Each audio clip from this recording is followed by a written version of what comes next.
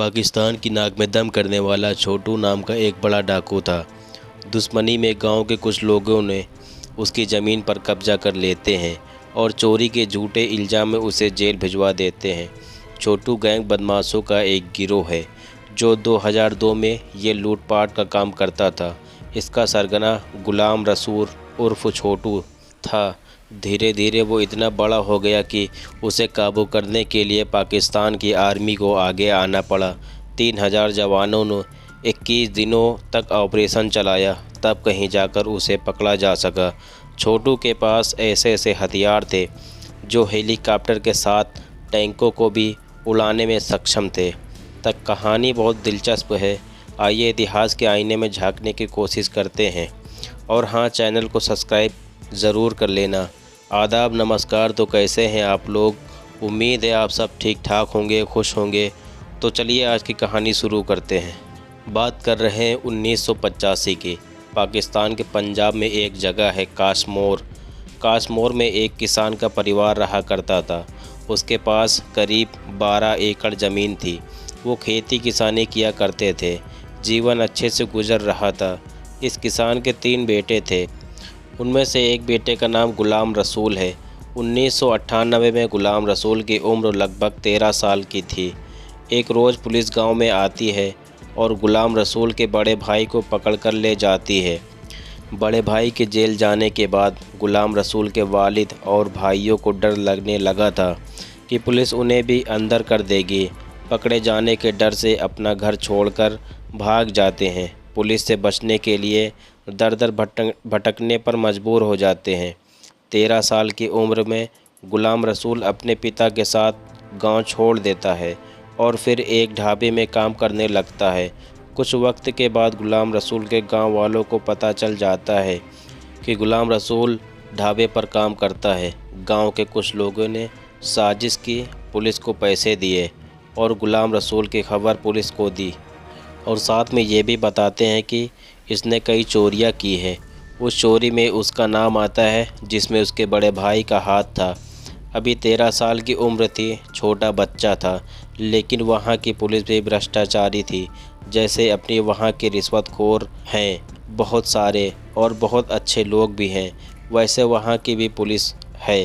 हालांकि 23 लोगों को और गिरफ़्तार किया था, लेकिन गुलाम रसूल के सामने उन लोगों से पैसे लिए और उनको छोड़ दिया। गुलाम रसूल के पास इतने पैसे नहीं थे, इसलिए वो पैसे दे नहीं पाया। तो पुलिस वाले उसे लेकर जाते हैं और जेल में डाल देते हैं। करीब 2-3 साल जेल में बीत जाते हैं। 3 साल बाद जब गुलाम रसूल जेल से बाहर आता है, अब वो बालिग हो चुका था। अब वो 18 साल का हो चुका था। गुलाम रसूल अपने गांव जाता है। वहां पहुंचकर देखता है कुछ उसके रिश्तेदारों ने और वो दुश्मन जो उसके बड़े भाई को पहले फंसाया था, उन लोगों ने गुलाम रसूल की 12 एकड़ ज़मीन पर कब्जा कर लिया था। 12 एकड़ ज़मीन रिश्तेदारों और गद्दारों ने हड़प लिया था। अब ज़िंदगी जीने का कोई ज़रिया नहीं बचा था। पूरा परिवार बिखर गया। बड़े भाई को चोरी के इल्ज़ाम में जेल भिजवा दिया था। गुलाम रसूल के मन में गुस्सा था।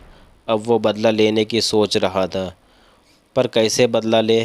तभी उसे पता चला कि राजनपुर जगह है, वहाँ पर एक डाकू है, बाबा लवांग। जब उसे बाबा लवांग के बारे में पता चला तो वो भटकते भटकते उस टापू पर पहुँच जाता है। टापू पर पहुँचने के बाद बाबा लवांग को अपनी कहानी सुनाता है। जो भी उसके साथ में बीता था वो सब अपनी आप बीती बताता है। तब बाबा लवांग उसे अपनी गैंग में शामिल कर लेता है।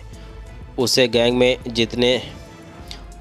में जितने लोग थे, सबसे कम उम्र गुलाम रसूल की थी और उसी को देखते हुए बाबा लवांग ने गुलाम रसूल का नाम छोटू रख दिया था और वहीं से उसका नाम छोटू पड़ गया। इसके बाद वह बाबा लवांग के लिए काम करने लगा, डाका डालने लगा, किडनैपिंग जैसी वारदातों को अंजाम देने लगा था, जैसे अपने वहाँ चंबल के डाकू किया करते थे।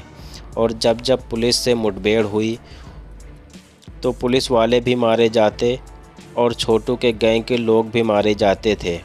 इसी दौरान एक ऑपरेशन में बाबा लवांग की मौत हो जाती है। इधर जितने दिन छोटू गैंग में रहा वह हमेशा से सबसे आगे रहता था और बढ़ चढ़कर काम किया करता था, अपने दुश्मनों से बदला लिया करता था। बाबा लवांग के बाद गैंग की सारी जिम्मेदारी छोटू के हाथ में आ जाती है। अब छोटू नया सरदार बन गया था। सरदार बनने के बाद उसने अपने जुल्म से पुलिस वालों पर हमला करके किडनैपिंग करता है। धीरे धीरे एक नाम बनाया जुर्म की दुनिया में। एक वक्त ऐसा आया और राजनपुर के डाकू पूरे पाकिस्तान में छोटू गैंग और डाकू छोटू का नाम मशहूर होने लगा था। ख़ास तौर पर 2004 में पाकिस्तान के और चीन के ताल्लुकात काफ़ी अच्छे थे, तो सिंधु नदी के किनारे एक हाईवे बन रहा था और यह चीन की मदद से बन रहा था। और ये जो पूरा टापू है वो सिंधु नदी के किनारे है। छोटू गैंग के लोगों ने 12 चीनी इंजीनियर को अपने कब्जे में ले लिया था, किडनैपिंग कर लिया था। 12 चीनी इंजीनियर अब छोटू के हत्थे चढ़ गए थे। उधर सरकार की हालत ख़राब हो जाती है, उधर चीन का प्रेशर था। कहते हैं उस वक्त बहुत ज़बरदस्त सौदेबाजी होती है। छोटू गैंग के जितने भी लोग पकड़े गए थे वो जेल में थे, उनको छोड़ा गया, उसके बदले में पैसे दिए गए और तब जाकर इन 12 चीनियों को छोड़ा गया। कहते हैं पाकिस्तान सरकार ने 20 लाख रुपए किसी डाकू या किसी क्रिमिनल पर इनाम नहीं रखे थे। उस वक्त 20 लाख रुपए छोटू डाकू पर इनाम रखा गया था। जो भी उसकी खबर देगा उसको यह इनाम मिलेगा। धीरे धीरे छोटू के कारनामे बढ़ते जा रहे थे। बड़े बड़े बिजनेसमैन की किडनैपिंग, बड़े बड़े रसूखदार आदमियों की और पुलिस वालों को, इन सबको उठा कर टापू पर ले आया करता था। फिर फिरौती मांगी जाती थी और जब पैसे मिल जाते थे तब उन्हें छोड़ देता था। कहते हैं छोटू डाकू के गैंग में करीब 300 लोग जुड़ चुके थे। इतना ही नहीं, इसके गैंग में जो लोग जुड़े और जो हथियार इनके पास थे, ऐसे ऐसे हथियार थे जो पुलिस के पास भी नहीं थे। कई बार पुलिस ने ऑपरेशन चलाया। 2014-15 में 13 दिन ऑपरेशन चला, लेकिन पुलिस वाले मारे गए। छोटू का कुछ नहीं हुआ। उसकी वजह ये थी पुलिस वालों के पास ऐसे हथियार नहीं थे और नाटो बोट थे जो टापू तक जा सके। और दूसरी तरफ छोटू गैंग के पास टैंक तक को मारने वाले हथियार थे, मिसाइल थे जो एयरफोर्स के सामने पास होते थे। ढेर सारे हथियार, एक से बढ़कर एक हथियार, और इसी हथियार के दम पर पुलिस वालों को नीचा दिखाता था। सब कुछ चलता रहा। करीब 100 से ज़्यादा कत्ल, किडनैपिंग, ये सारे मामले एक एक कर उस पर दर्ज होते रहे। इनाम की रकम बढ़ती रही, लेकिन तमाम कोशिशों के बावजूद पंजाब पुलिस छोटू तक पहुंचने में नाकाम रही। पूरा परिवार छोटू गैंग का उसी टापू पर रहते थे। टापू के चारों तरफ पानी था, पुलिस कभी वहां पहुंच नहीं पाई। कई बार छोटू डाकू ने मीडिया को बुला कर इंटरव्यू दिया और उसने कहा कि पुलिस के सामने वो सिलेंडर नहीं करेगा, क्योंकि पाकिस्तान की पुलिस की औकात या हैसियत ही नहीं है। उधर 2014-15 में पंजाब पुलिस ने 2 बार ऑपरेशन चलाया। इसमें कई पुलिस वाले भी मारे जाते हैं, लेकिन छोटू को पकड़ पाना नामुमकिन था। पुलिस को वापस आना पड़ा। ये सारी चीज़ें चलती रहीं। अचानक 2016 के अप्रैल महीने में चीज़ें बदल जाती हैं। पंजाब पुलिस सोचती है एक और ऑपरेशन चलाते हैं छोटू को पकड़ने के लिए। पंजाब पुलिस राजनपुर के जंगल में दाखिल होती है। छोटू डाकू को मुखबिरों के ज़रिए ये खबर पहले से मिल जाती है। वो जो पुलिस वाले थे टापू के चारों तरफ फैल जाते हैं। छोटू को खबर पहले ही मिल गई थी। 2016 में उसने 24 पुलिस वालों को किडनैप कर लेता है।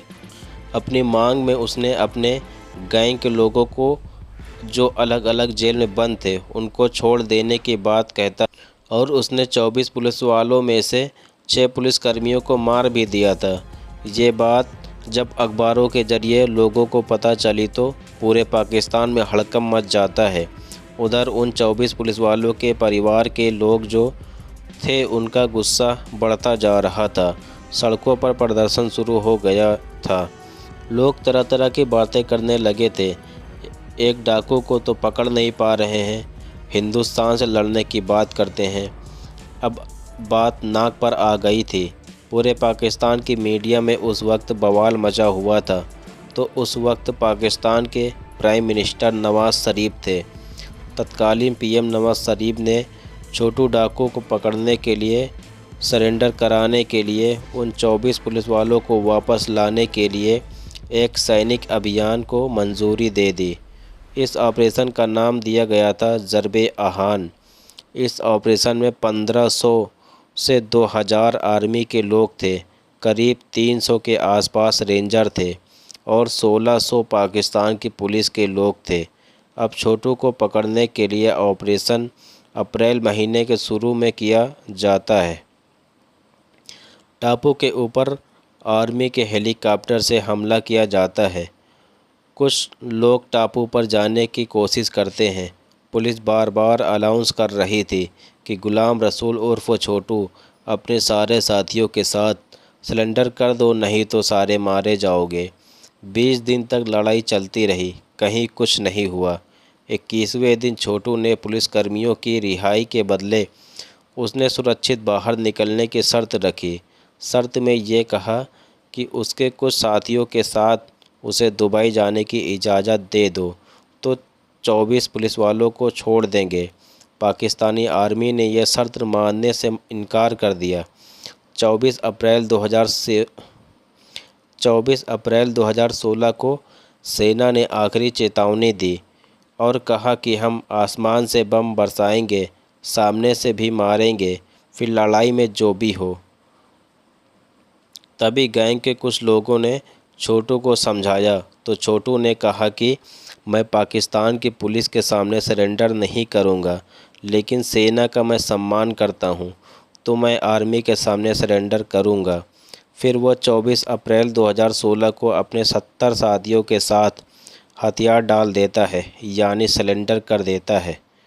3 साल तक मुकदमा चलने के बाद छोटू समेत 19 डाकुओं को मार्च 2019 में फांसी की सज़ा दे दी जाती है। बाद में उसके साथियों ने कुछ पुलिस वालों को किडनैप करके छोटू को छुड़ाने की कोशिश करते हैं। इस मामले में छोटू को 298 साल की सज़ा सुनाई गई थी। फ़िलहाल वह जेल में है। उसके पास कई कानूनी विकल्प बचे हैं, जिसकी वजह से उसे अभी तक फांसी की सज़ा नहीं दी जा सकी है। दोस्तों, ये कहानी सुनाने का मकसद आपकी भावनाओं को ठेस पहुंचाना नहीं है, आपका दिल दुखाना नहीं है, बल्कि आपको जागरूक करना है। आप जहां भी रहें सतर्क रहें, सुरक्षित रहें, अपनी और अपनों का हमेशा ख्याल रखते रहें।